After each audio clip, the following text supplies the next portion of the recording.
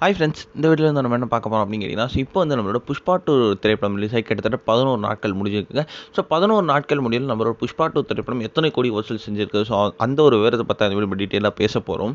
So Sukumar மற்றும் நம்மளோட அல்லு அர்ஜுனோட கூட்டணியில் கடந்த 2021ஆம் ஆண்டு ரிலீஸ் ஆன திரைப்படம் தான் புஷ்பா 1. ஸோ இந்த திரைப்படம் வந்து செம்ம பெரிய ஒரு பிளாக் பஸ்டர் ஆச்சு அப்படின்னு சொன்னால் கிட்டத்தட்ட பேன் இண்டியா அளவுக்கு பெரிய ஹிட் ஆச்சு.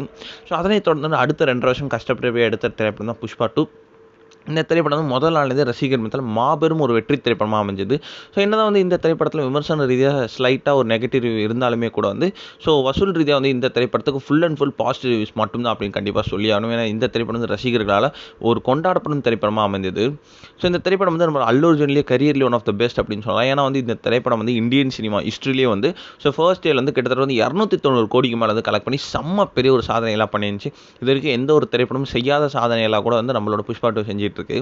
இன்னிலேருந்து இப்போ வந்து நம்மளோட புஷ்பா 2 திரைப்படம் ரிலீஸ் ஆகி கிட்டத்தட்ட 11 நாட்கள் முடிஞ்சிருக்குங்க. ஸோ 11 நாட்கள் முடியல கிட்டத்தட்ட வந்து 1500 கோடி இருக்க கலெக்ட் பண்ணியிருக்கு அப்படின்ற மாதிரி ரிப்போர்ட்ஸ் வந்து தெரியுது.